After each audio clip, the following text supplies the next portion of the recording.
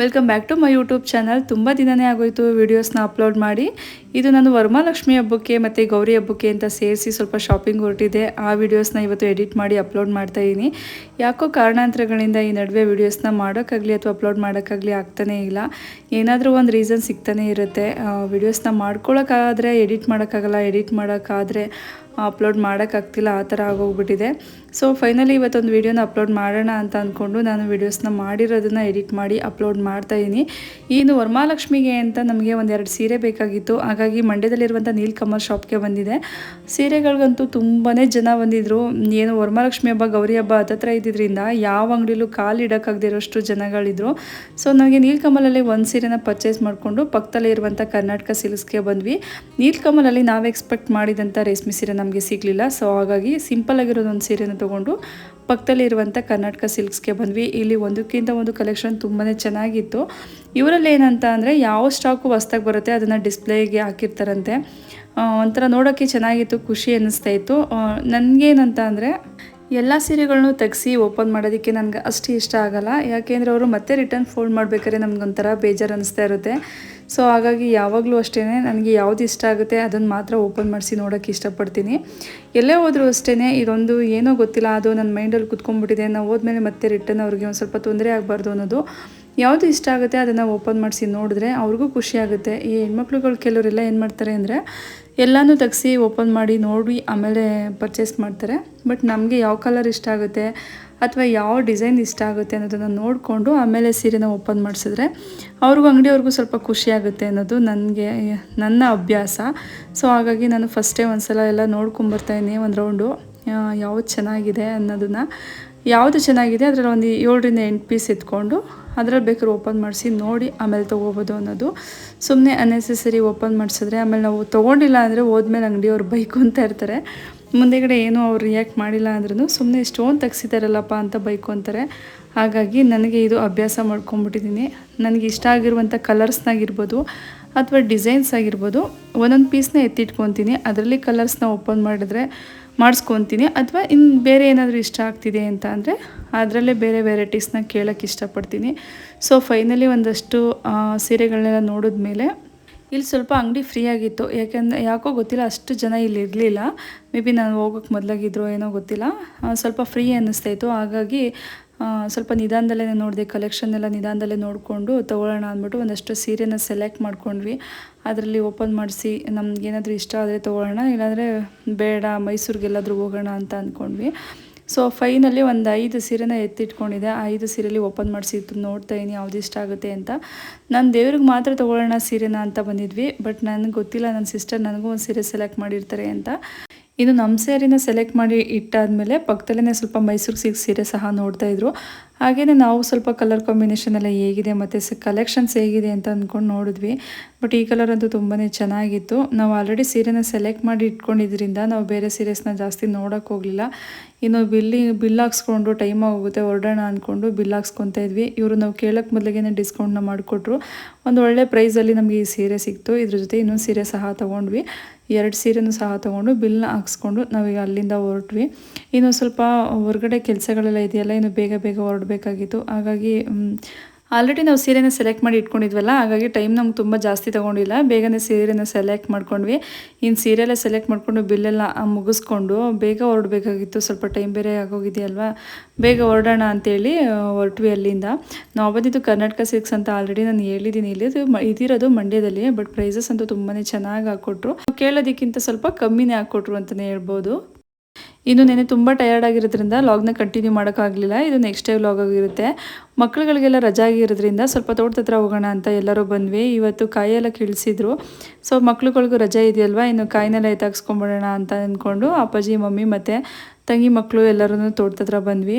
ಈಗ ವರಮಹಾಲಕ್ಷ್ಮಿ ಹಬ್ಬ ಸೀಸನ್, ಗೌರಿ ಹಬ್ಬ ಸೀಸನ್ ಆಗಿರೋದ್ರಿಂದ ಕಾಯಿಗೆ ಒಳ್ಳೆ ರೇಟ್ ಸಿಗುತ್ತೆ ಅಂತ ಕಾಯಿನೆಲ್ಲ ಹಾಕಿದ್ರು. ತಿಂಡಿನೂ ಸಹ ತೋಟದಲ್ಲೇ ಮಾಡ್ಕೊಳ್ಳೋಣ ಅಂತ ಬೆಳಗ್ಗೆ ತಿಂಡಿಗೆ ಬಿರಿಯಾನಿನ ಮಾಡೋಣ ಅಂತ ರೆಡಿ ಮಾಡ್ಕೊತಾ ಇದ್ದೀವಿ. ಇನ್ನು ಹಬ್ಬಗಳೆಲ್ಲ ಬಂತಲ್ಲ, ಇನ್ನು ಮಾಡ್ಕೊಳ್ಳೋಕ್ಕಾಗಲ್ಲ ಮತ್ತು ನಾನ್ ವೆಜ್ ತಿನ್ನೋಕ್ಕಾಗಲ್ಲ. ಸೊ ಹಾಗಾಗಿ ತೋಟದಲ್ಲಿ ನಾನು ಅಡುಗೆ ಮಾಡಿಕೊಂಡ್ರೆ ಮಿಕ್ಕಿದ ಕಾಯಿ ಅದೆಲ್ಲನೂ ನನ್ನ ತಂಗಿ ಮತ್ತು ತಂಗಿ ಮಕ್ಕಳೆಲ್ಲ ಎತ್ತಾಕೊತಾರೆ ಅಂತೇಳಿ ತೋಟದ ಹತ್ರ ಬಂದ್ವಿ. ತಿಂಡಿ ಆಗೋದು ಲೇಟ್ ಆಗುತ್ತೆ ಅಂತ. ಇನ್ನು ಗೊತ್ತಿರುತ್ತೆ ಹಳ್ಳಿಲಿರೋರಿಗೆಲ್ಲರಿಗೂ ಟೀ ತುಂಬಾ ಇಷ್ಟ ಆಗುತ್ತೆ ಅಂತ ಸ್ವಲ್ಪ ಟೀನ ಕೊಟ್ಟು ಆಮೇಲೆ ತಿಂಡಿನ ರೆಡಿ ಮಾಡೋಣ ಅಂದ್ಬಿಟ್ಟು ಟೀನ ಕೊಡ್ತಾಯಿದ್ದೀನಿ. ಟೀ ಮಾಡಿಟ್ಬಿಟ್ಟು ಆಮೇಲೆ ತಿಂಡಿಗೆ ರೆಡಿ ಮಾಡ್ಕೋಬೇಕು. ಮನೇಲೇ ಮಸಾಲೆನ ರುಬ್ಕೊಂಡು ಬಂದಿರೋದ್ರಿಂದ ತಿಂಡಿ ಬೇಗನೆ ಆಗುತ್ತೆ ಅಂತ ಅಂದ್ಕೊಂಡ್ವಿ, ಬೇಗನೆ ರೆಡಿ ಮಾಡ್ಕೊಬೋದು ಅಂತ. ಹಾಗೆ ಒಂದು ರೌಂಡ್ ಎಲ್ಲರಿಗೂ ಟೀನ ಕೊಟ್ವಿ. ಇಲ್ಲಿ ತುಂಬ ಗಾಳಿ ಬೀಸ್ತಾಯಿತ್ತು, ಕೇಳಿಸ್ತಾ ಇಲ್ಲ ನಾನು ಏನು ಮಾತಾಡ್ತಾಯಿದ್ದೀನಿ ಅಂತ. ಸೊ ಹಾಗಾಗಿ ನಾನು ಇಲ್ಲಿ ವಾಯ್ಸ್ ಓವರ್ ಕೊಟ್ಕೊಂಡು ಹೋಗ್ತಾಯಿದ್ದೀನಿ. ಇನ್ನು ಬಿರಿಯಾನಿಗೆ ಇಟ್ಟೀನಿ, ಸ್ವಲ್ಪ ಆಯಿಲ್ನ ಸೇರಿಸ್ಕೊಂಡು ಈರುಳ್ಳಿನ ಸೇರಿಸ್ಕೊಂಡಿನಿ. ಬಿರಿಯಾನಿ ರೆಸಿಪಿ ತುಂಬ ಸಲ ನಾನು ನಿಮ್ಮ ಜೊತೆ ಶೇರ್ ಮಾಡಿದ್ದೀನಿ. ಹಾಗಾಗಿ ಇಲ್ಲಿ ಕಂಪ್ಲೀಟಾಗಿ ವಿಡಿಯೋ ಏನು ಮಾಡ್ಕೊಂಡಿಲ್ಲ ಬಿರಿಯಾನಿ ಮಾಡೋದು ಹೇಗೆ ಅಂತ. ಈ ಥರ ಎಷ್ಟು ಖುಷಿ ಅಂತ ಅನಿಸುತ್ತೆ ಅಂದರೆ ಸಂಡೇ ಟೈಮೆಲ್ಲ ತೋಟದ ಹತ್ರ ಬಂದು ಈ ಥರ ಅಡುಗೆ ಎಲ್ಲ ಮಾಡ್ಕೊಂಡು ತಿಂದ್ಕೊಂಡು ಫ್ಯಾಮಿಲಿ ಜೊತೆ ಟೈಮ್ ಕಳೆಯೋದ್ರೆ ನಮಗಂತೂ ತುಂಬ ಇಷ್ಟ. ನಾವೆಲ್ಲ ಮದುವೆ ಆಗೋಕ್ಕೆ ಮೊದಲಿಗೆ ನಮ್ಮ ಲೈಫ್ ಇದೇ ಥರನೇ ಇದ್ದಿದ್ದು. ನಾವು ಅಂದ್ಕೊಂಡ್ವಿ ಬೇಗ ಬೇಗ ಆಗೋಗುತ್ತೆ ತಿಂಡಿ, ತುಂಬ ಟೈಮ್ ತೊಗೊಳ್ಳಲ್ಲ ಅಂತ ಅಂದ್ಕೊಂಡ್ವಿ. ಬಟ್ ನಾವು ಒಲೆನ ಬೇರೆ ಡೈರೆಕ್ಷನಲ್ಲಿ ಹಾಕಿರೋದ್ರಿಂದ ನೀಟಾಗಿ ಉರಿನೇ ತಾಗ್ತಾ ಇರಲಿಲ್ಲ. ನಮ್ಮಮ್ಮ ಹಾಕ್ಕೊಟ್ಟಿದ್ರೆ ಸ್ವಲ್ಪ ನೀಟಾಗಿ ಹಾಕ್ಕೊಟ್ಟಿರೋರು, ನಾವೇ ಹಾಕ್ಕೊಂಡ್ವಲ್ಲ, ಹಾಗಾಗಿ ನಮಗೆ ಗೊತ್ತಾಗಲಿಲ್ಲ ಅಷ್ಟು ನೀಟಾಗಿ. ನಾವು ಉರಿ ಹಾಕ್ತಿದ್ದೆ ಒಂದು ಕಡೆಗೆ, ಅದು ಉರಿ ಹೋಗ್ತಾ ಇದ್ದೆ ಒಂದು ಕಡೆಗೆ, ಹಾಗಾಗಿ ಲೇಟ್ ಆಗೋಯಿತು. ಇನ್ನು ಮಕ್ಕಳಿಗೆಲ್ಲ ತುಂಬಾ ಹೊಟ್ಟೆ ಹಸ್ಬಿಟ್ಟಿತ್ತು. ಬೇಗ ಬೇಗ ಸ್ವಲ್ಪ ಕಾಯಿ ಎತ್ತಾಕ್ಬಿಟ್ಟು ಒಂದು 10 ನಿಮಿಷ ರಿಲ್ಯಾಕ್ಸ್ ಮಾಡೋಣ ಅಂತ ಅಂದ್ಕೊಂಡು ಎತ್ತಾಕ್ತಾಯಿದ್ರು. ಈ ಥರ ಎಲ್ಲರೂ ಫ್ಯಾಮಿಲಿ ಎಲ್ಲ ಸೇರಿಕೊಂಡಾಗ ಈಗ ತೋಟದ ಹತ್ರ ಹೋಗಿ ಕೆಲಸ ಮಾಡೋದು ಒಂಥರ ತುಂಬಾ ಚೆನ್ನಾಗಿರುತ್ತೆ, ಖುಷಿ ಅಂತ ಅನಿಸುತ್ತೆ. ಅದರಲ್ಲಂತೂ ಈ ಅರ್ಧಂಬರ್ಧಂ ಇವ್ರು ಕೆಲಸಗಳನ್ನ ಮಾಡ್ತಾರೆ, ಅರ್ಧಂಬರ್ಧಂ ನಗಿಸ್ತಾ ಇರ್ತಾರೆ. ನಮ್ಮ ತಂದೆ ಹಂಗೂ ಬೇಡ ಎತ್ತಾಕೋದು, ಕೂತ್ಕೊಳ್ಳಿ ನಾವು ಎತ್ತಾಕೊತೀವಿ ಅಂತ ಇದ್ರು. ಹಂಗೂ ಕೇಳಲಿಲ್ಲ ಮಕ್ಳುಗಳು, ಎಲ್ಲರೂ ಎತ್ತಾಕ್ತಾಯಿದ್ರು. ಒಂದು ಕಾಯಿ ಎತ್ತಾಕೋಕ್ಕೆ ತುಂಬ ಹೊತ್ತು ಟೈಮ್ ತಗೋತಾಯಿದ್ರು. ಇನ್ನು ನಾನು ಸ್ವಲ್ಪ ಮತ್ತಿನ್ನೊಂದು ರೌಂಡು ಟೀ ಕೊಟ್ಟು ಬಿರಿಯಾನಿಗೆ ರೆಡಿ ಮಾಡ್ಕೊತಾಯಿನಿ. ಬೇಗ ಬೇಗ ಸ್ವಲ್ಪ ಕೊಟ್ಟರೆ ಅವ್ರಿಗೂ ಹೊಟ್ಟೆ ಶೇದ್ ಸ್ವಲ್ಪ ಕಮ್ಮಿ ಆಗುತ್ತೆ ಅಂತ. ನೀವು ಯಾರೆಲ್ಲರೂ ಹಳ್ಳೀಲಿ ಲೈಫ್ನ ಇಷ್ಟಪಡ್ತೀರಾ ಅಂತ ಹಾಗೆ ಕಮೆಂಟ್ ಬಾಕ್ಸ್ನಲ್ಲಿ ಮೆನ್ಷನ್ ಮಾಡಿ. ನಮಗಂತೂ ಈ ಜೀವನ ತುಂಬಾ ಇಷ್ಟ. ನಾವು ಚಿಕ್ಕವರಾಗಿದ್ದಾಗ ಅತಿ ಹೆಚ್ಚು ಸಮಯನ ಕಳೀತಿದ್ದೆ ಈ ತೋಟದ ಹತ್ರಗಳಲ್ಲಿ. ಈಗೆಲ್ಲ ದೊಡ್ಡವರಾಗ್ಬಿಟ್ಟಿದ್ದಾರೆ. ನಮ್ಮದು ಅಂತ ಸಂಸಾರ ಜವಾಬ್ದಾರಿ ಎಲ್ಲ ಬಂದಮೇಲೆ ತೀರಾ ಕಮ್ಮಿನೇ ಆಗೋಗ್ಬಿಟ್ಟಿದೆ ನಾವೆಲ್ಲ ಸೇರೋದು. ಇನ್ನು ನಾನು ತಿಂಡಿ ಎಲ್ಲ ಮಾಡಿ ಮುಗಿಸಿ ಸ್ವಲ್ಪ ನಾನು ಇವ್ರ ಜೊತೆ ಜಾಯ್ನ್ ಆಗೋಣ ಅಂತ ಅಂದ್ಕೊಂಡೆ. ಆಗಲೇ ಇಲ್ಲ, ಅದು ಸಂಜೆವರೆಗೂ ಮಾಡೋಕ್ಕೆ ಆಗದೆ ಹೋಯಿತು. ಈ ತಿಂಡಿ ಎಲ್ಲ ಮಾಡಿ ಮುಗಿಸಿ ಬ್ಯಾಕ್ ಟು ಬ್ಯಾಕ್ ಒಂದಲ್ಲ ಒಂದು ಕೆಲಸಗಳು ಬರ್ತಾನೆ ಇತ್ತು. ಇನ್ನು ಮಸಾಲೆ ಆಗಲೇ ಹೇಳ್ದಂಗೆ ಮನೇಲೇ ರುಬ್ಕೊಂಬಂದ್ಬಿಟ್ಟಿದ್ವಿ. ಇಲ್ಲೇನು ಅದೆಲ್ಲ ಪ್ರಿಪೇರ್ ಮಾಡ್ಕೊಳಕ್ಕಾಗಲ್ವಲ್ಲ ಅಂತೇಳಿ ಮನೇಲೇ ರೆಡಿ ಮಾಡ್ಕೊಂಬಿಟ್ಟಿದ್ವಿ. ಫಸ್ಟೇ ನಮಗಿಲ್ಲೊಂದು ಮನೆ ಮಾಡ್ಕೊಂಡಿದ್ರು ಅಪ್ಪಾಜಿಯವರು, ಈಗ ಅದಿಲ್ಲ. ಸೊ ಹಾಗಾಗಿ ನಮಗಿಲ್ಲಿ ಅಷ್ಟಾಗಿ ಏನು ಯಾವುದೇ ಐಟಮ್ನ ಇಟ್ಕೊಳ್ಳೋದಕ್ಕೆ ಒಂದು ಸ್ವಲ್ಪ ವ್ಯವಸ್ಥೆ ಇಲ್ಲ ಅಂತ. ಇನ್ನು ಕಬಾಬ್ನೆಲ್ಲ ನನ್ನ ತಂಗಿ ಮಿಕ್ಸ್ ಮಾಡಿ ರೆಡಿ ಮಾಡಿಕೊಂಡ್ರು. ನನ್ನ ತಂಗಿನೇ ಕಬಾಬ್ನೆಲ್ಲ ರೆಡಿ ಮಾಡಿ ಕಬಾಬ್ ಹಾಕ್ಕೊಡ್ತಿದ್ದಾರೆ. ಇನ್ನು ಬಿರಿಯಾನಿ ಆಗೋದು ಸ್ವಲ್ಪ ಲೇಟ್ ಆಗೋಯ್ತಲ್ಲ, ಹಾಗಾಗಿ ಸ್ವಲ್ಪ ಇದೆಲ್ಲ ತಿಂತಾ ಇರಲಿ ಅಂತೇಳಿ. ಮಕ್ಕಳೆಲ್ಲ ಬೇಗ ಬೇಗ ಸ್ಕೂಲ್ಗೆ ಹೋಗ್ತಾರಲ್ವ, ಹಾಗಾಗಿ ಅವ್ರಿಗೆ ಟೈಮ್ ಕರೆಕ್ಟಾಗಿ ತಿಂಡಿ ತಿಂದು ರೂಢಿ ಆಗಿಬಿಟ್ಟಿರುತ್ತೆ. ಅವ್ರಿಗೆಲ್ಲ ಹೊಟ್ಟೆ ಹಸಿ ತಡ್ಕೊಳಕ್ಕಾಗ್ತಾ ಇರಲಿಲ್ಲ. ಹಾಗಾಗಿ ಒಂದು ರೌಂಡ್ ಕಬಾಬ್ನೆಲ್ಲರಿಗೂ ಹಾಕ್ಕೊಡ್ತಿದ್ದಾರೆ. ಒಂದು ರೌಂಡ್ ಕಬಾಬ್ ತಿಂದಾದ್ಮೇಲೆ ಸ್ವಲ್ಪ ತಿಂಡಿ ಲೇಟಾಗಿ ಕೊಟ್ಟರೆ ಆಗುತ್ತೆ ಅಂತೇಳಿ. ಇನ್ನು ಅದು ರೆಡಿ ಆಗೋಷ್ಟರಲ್ಲಿ ಸ್ವಲ್ಪ ಇನ್ನೂ ಲೇಟ್ ಆಗೋದು. ಇನ್ನು ಕಬಾಬ್ನೆಲ್ಲ ತಿಂದು ಮುಗಿಸಿ ಮಕ್ಳುಗಳು ಅದು ಇದು ಆಟ ಆಡ್ತಾಯಿದ್ರು, ನೀರಲ್ಲೆಲ್ಲ ಆಟ ಆಡ್ತಾಯಿದ್ರು. ಅದನ್ನು ಸ್ವಲ್ಪ ಕ್ಲಿಪ್ಪಿಂಗ್ ಸಹ ಆ್ಯಡ್ ಮಾಡಿಕೊಂಡೆ. ಇನ್ನು ಫೈನಲಾಗೆ ಒಂದು ರೇಂಜಿಗೆ ರೆಡಿ ಆಯಿತು ತಿಂಡಿ. ಇನ್ನೊಂದು 2ರಿಂದ 3 ನಿಮಿಷ ಚೆನ್ನಾಗಿ ಸ್ಟೀಮ್ ಮಾಡಿಕೊಂಡ್ರೆ ಅಥವಾ ಒಂದು ಲಿಡ್ ಕ್ಲೋಸ್ ಮಾಡಿಕೊಂಡ್ರೆ ಆಗೋಗುತ್ತೆ. ಅಲ್ಲೇ ತೋಟದಲ್ಲಿ ಒಂದು ನಿಂಬೆಹಣ್ಣು ಇತ್ತು, ಹಾಗಾಗಿ ಒಂದು ಅರ್ಧ ನಿಂಬೆಹಣ್ಣು ಕಟ್ ಮಾಡಿಕೊಂಡು ಒಂದು 2 ನಿಮಿಷ ಮುಚ್ಚಿ ಬೇಯಿಸಿ ಇಟ್ಕೊಳ್ಳೋಣ ಅಂತೇಳಿ ಮಿಕ್ಸ್ ಮಾಡ್ಕೊತಾಯಿನಿ. ಎಲ್ಲರಿಗೂ ತುಂಬಾ ಹೊಟ್ಟೆ ಹಸಿತೈತೆ. ಈ ವೆದರ್ ಅಂತೂ ತುಂಬಾ ಏನಂದರೆ ಹೊಟ್ಟೆ ಜಾಸ್ತಿ ಹಸಿತೆ. ಇದೆಲ್ಲ ತೋಟ ಅಲ್ವಾ, ಎಷ್ಟೇ ತಿಂಡಿ ಊಟ ತಿಂದ್ರೂ ಹೊಟ್ಟೆ ತುಂಬಲ್ಲ, ಮತ್ತು ಹೊಟ್ಟೆ ಬೇಗ ಬೇಗ ಹಸಿತಾ ಇರುತ್ತೆ. ಕೆಲಸ ಎಲ್ಲ ಮಾಡಿದ್ರಲ್ವ ಬೆಳಿಗ್ಗೆಯಿಂದ, ಏನೋ ಗೊತ್ತಿಲ್ಲ, ಒಂದು 10ರಿಂದ 20 ನಿಮಿಷದೊಳಗಡೆ ಎಲ್ಲ ಬೇಗ ಮಾಡ್ಕೋಬೋದು ಅಂದ್ಕೊಂಡ್ವಿ. ಯಾಕೆಂದ್ರೆ ಮನೇಲೆ ಎಲ್ಲ ರೆಡಿ ಮಾಡ್ಕೊಂಬಂದಿದ್ವಲ್ಲ ಹಾಗಾಗಿ. ಬಟ್ ಅದೇ ಹೇಳಿದ್ನಲ್ಲ, ಡೈರೆಕ್ಷನ್ ನೀಟಾಗಿ ಹಾಕ್ಕೊಳ್ದೇನೆ, ಸೊ ಅಷ್ಟು ನೀಟಾಗೆ ಒಲೆ ಉರಿಲಿಲ್ಲ. ಏನು ನಾನು ಸ್ವಲ್ಪ ಅದೆಲ್ಲ ಬೇಯುವಷ್ಟರಲ್ಲಿ ನಾನೊಂದು ಸ್ವಲ್ಪ ಕಬಾಬ್ ತಿನ್ನೋಣ ಅಂತ ಹಾಕ್ಸ್ಕೊಂಡು ಕಬಾಬ್ನ ತಿಂತಾಯಿನಿ. ಇನ್ನು ನೋಡ್ತಾ ಇದ್ದೀರಲ್ಲ, ಇದೆಲ್ಲ ಫುಲ್ ತೋಟ ಎಷ್ಟು ಚೆನ್ನಾಗಿದೆ ಅಂತ. ಬೆಳಿಗ್ಗೆ ಬೇಗನೆ ಹೋಗಿದ್ವಲ್ಲ, ಅಷ್ಟೊಂದು ಬಿಸಿಲು ಅನ್ನಿಸ್ತಾ ಇರಲಿಲ್ಲ ನಮಗೆ. ಇನ್ನು ರೈಸು ಸಹ ಆಗಿತ್ತು. ಎಲ್ಲರಿಗೂ ತಿಂಡಿನ ಹಾಕ್ಕೊಟ್ಟು ನಾನು ಸ್ವಲ್ಪ ತಿಂಡಿನ ತಿಂದು ಊಟನೆಲ್ಲ ಮುಗಿಸ್ಕೊಂಡು ಹಾಗೆ ಒಂದು ರೌಂಡ್ ಬರೋಣ ಅಂತ ಬಂದೆ ಇಲ್ಲಿ ಮೇಲ್ಗಡೆಗೆ. ಇನ್ನು ಇದು ಎಲ್ಲಿವರೆಗೂ ಕಾಣ್ತಾ ಇದೆ ಅಲ್ಲಿವರೆಗೂ ಕಂಪ್ಲೀಟಾಗಿ ಇದು ತೋಟ ನಮ್ಮದೇನೆ. ಫಸ್ಟಲ್ಲಿ ಇದು ಕಂಪ್ಲೀಟಾಗಿ ತೆಂಗಿನ ಮರಗಳಿತ್ತು. ಈಗೇನು ಮಾಡಿದ್ದಾರೆ ಅಂತ ಅಂದರೆ ಸ್ವಲ್ಪ ಮಧ್ಯ ಮಾವಿನ ಮರಗಳನ್ನ ನೆಟ್ಕೊಂಡಿದ್ದಾರೆ.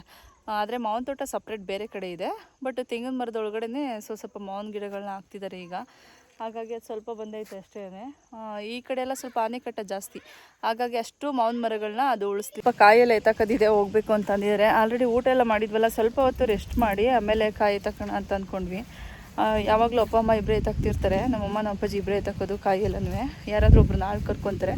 ಬಟ್ ಇವತ್ತು ನಾವು ಬರ್ತೀವಿ, ಮಕ್ಕಳೆಲ್ಲ ಬರ್ತಾರೆ ಅಂತ ಅಂದ್ಕೊಂಡು ಸೊ ಇವತ್ತಿಗೆ ಪೋಸ್ಟ್ಮನ್ ಮಾಡ್ಕೊಂಡಿದ್ರು. ಹಾಗಾಗಿ ಇವಾಗ ಸ್ವಲ್ಪ ಕಾಯೆಲ್ಲ ಎತ್ತಾಕ್ಬಿಟ್ಟು ಒಂದು ಅರ್ಧ ಗಂಟೆ ಇದ್ದು ಹೋಗ್ತೀವಿ. ಇದು ನನ್ನ ತಂಗಿ ಮಗ. ಹೇಳಿ ಪಾಪ. ಇವನಿಗೆ ಸ್ಯಾಟರ್ಡೆ ಸಂಡೇ ಬಂತು ಅಂದರೆ ತುಂಬಾ ಇಷ್ಟ. ಹಸುಗಳು ಮೇಯಿಸೋದು ಅಂದರೆ ತುಂಬಾ ಇಷ್ಟ ಆಗುತ್ತೆ.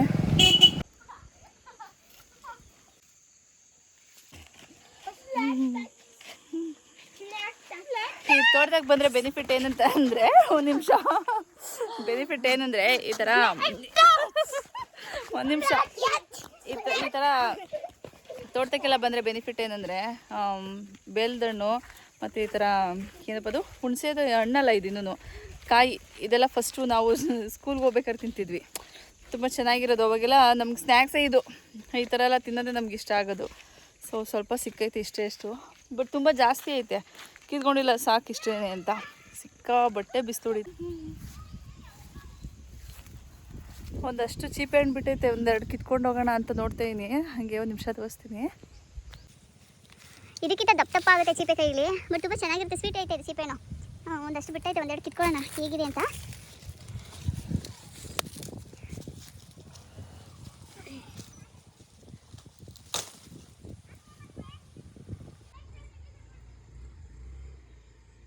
ಬೆಳಗ್ಗೆ ಬಂದಿದ್ದೆವು ಅಮ್ಮಿ ನಾವು. ಬೆಳಗ್ಗೆ ಬಂದಿದ್ದು ಟೈಮ್ 5 ಗಂಟೆ ಆಯಿತು. ಬಿಸಿಲಲ್ಲಿ ಒಣಗಿ ಈ ಥರ ಆಗಿದ್ದೀವಿ. ಬಟ್ ತುಂಬಾ ಖುಷಿ ಅನಿಸ್ತಾ ಇರುತ್ತೆ. ಆಫ್ಟರ್ ಲಾಂಗ್ ಟೈಮ್, ತುಂಬ ದಿನ ಆದಮೇಲೆ ಈ ಥರ ಎಲ್ಲ ಬಿಸಿಲಲ್ಲೆಲ್ಲ ಓಡಾಡಿಕೊಂಡು ಈ ಮಕ್ಳುಗಳ ಜೊತೆಲೆಲ್ಲ ಆಡಿಕೊಂಡು ಹೋಗೋಕ್ಕೆ. ಇನ್ನೂ ಸ್ವಲ್ಪ ಚೀಪೆಣ್ಣು ತುಂಬ ದಪ್ಪ ಆಯ್ತದೆ. ಇದು ಚೆನ್ನಾಗಿರುತ್ತೆ ದಪ್ಪ ಆದರೆ. ಆಲ್ಮೋಸ್ಟ್ ಒಂದು ಮನೆಗೆ ಏನೇನು ಬೇಕು ತರಕಾರಿಗಳು, ಈ ನಿಂಬೆಹಣ್ಣು, ದೇವ್ರ ಮನೆಗೆ ಬೇಕಾಗಿರುವಂಥ ಹೂವು ಎಲ್ಲನೂ ಇಲ್ಲೇ ಬೆಳ್ಕೋತಾರೆ. ಜಾಸ್ತಿ ದುಡ್ಡು ಕೊಟ್ಟು ತೊಗೊಳೋದ್ಕಿಂತ ಅವ್ರಿಗೆ ಹಿಂಗೆ ನ್ಯಾಚುರಲ್ ಬೆಳ್ಕೊಳ್ಳೋದೇ ಇಷ್ಟ. ನಿಂಬೆಹಣ್ಣಿಗೆ ಆಲ್ರೆಡಿ ಒಂದು ಸಲ ತೊಗೊಂಡು ಹೋಗಿದ್ವಿ ನಾವು, ಜಾಸ್ತಿ ಕಟ್ ಮಾಡಿಕೊಂಡು ಉಪ್ಪಿನಕಾಯಿ ಹಾಕಿದ್ದು. ಇದು 2ನೇ ಬ್ಯಾಚ್ ಅಂತ ಅನಿಸುತ್ತೆ ಇದು ಬಿಡ್ತಾರೆ. ಅದೀಗ ಸ್ವಲ್ಪ ಎಲ್ಲ ದಪ್ಪಕ್ಕಾಗೈತೆ ಆಲ್ರೆಡಿ. ಮಮ್ಮಿ ಇನ್ನೂ ಎಷ್ಟು ದಿನ ಆಗುತ್ತೆ ಕಟ್ ಮಾಡೋದು? ಇನ್ನೊಂದು 20 ದಿನ ಬೇಕು. ಇನ್ನೊಂದು 20 ದಿನ ಆದರೆ ಇದೆಲ್ಲನೂ ಕಟ್ ಮಾಡ್ಕೊತಾರೆ. ಇದನ್ನು ಇಲ್ಲಿ ಎಷ್ಟು ದಪ್ಪ ಆಗುತ್ತೆ ಅಂದರೆ ಏನೋ ಒಂಥರ ಖುಷಿ. ನಮ್ಮ ತೋಟದಲ್ಲೇ ನಾವು ಈ ಥರ ಕಿತ್ತು ಅಡುಗೆ ಮಾಡೋದಂದರೆ ತುಂಬ ಚೆನ್ನಾಗಿರುತ್ತೆ. ಇನ್ನು ದೇವ್ರ ಮನೆಗೆ ಬೇಕಾಗಿರುವಂಥ ಹೂವುಗಳೆಲ್ಲ ಇಲ್ಲೇ ಬೆಳ್ಕೊಂಡವ್ರೆ.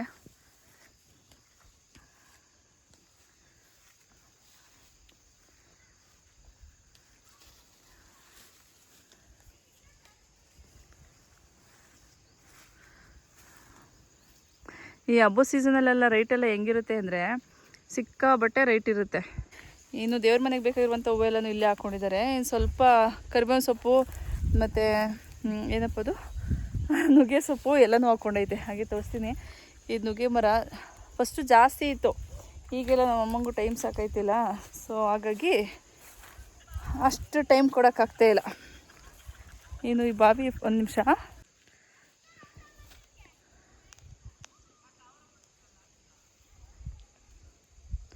ಫಸ್ಟು ಈ ಬಾವಿಯಿಂದ ನೀರೆಲ್ಲ ತೊಗೊಂಡು ಎಲೆ ತೋಟ ಎಲ್ಲ ಇತ್ತು, ಅದಕ್ಕೆ ಯೂಸ್ ಮಾಡ್ಕೋತಾಯಿದ್ರು. ಈಗ ಇಲ್ಲ, ಅಷ್ಟು ಯೂಸ್ ಆಗ್ತಿಲ್ಲ ನೀರು.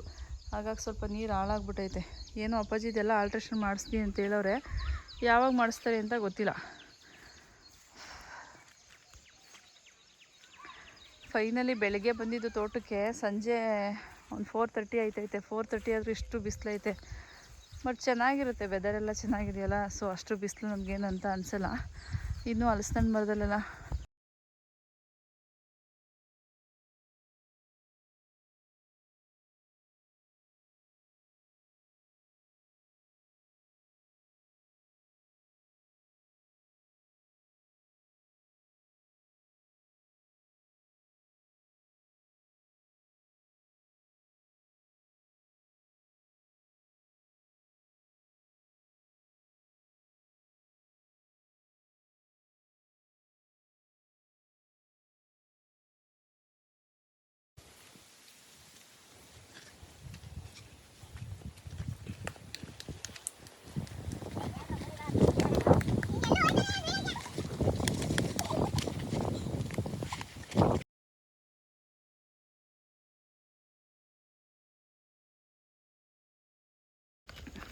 ತೇಜ